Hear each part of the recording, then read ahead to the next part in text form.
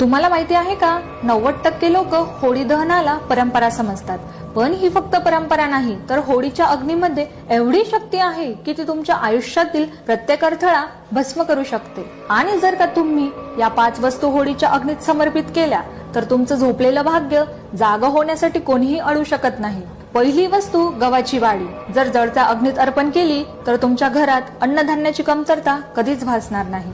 दुसरी वस्तू सुका नारळ. होळीच्या अग्नीत अर्पण केल्यास तुमच्या घरात धनाचे दरवाजे कायमचे उघडतील. तिसरी वस्तू कापूर. आपल्या मुलांच्या प्रगतीसाठी आणि त्यांच्या उज्ज्वल भविष्यासाठी कापूर अग्नीत नक्की टाका.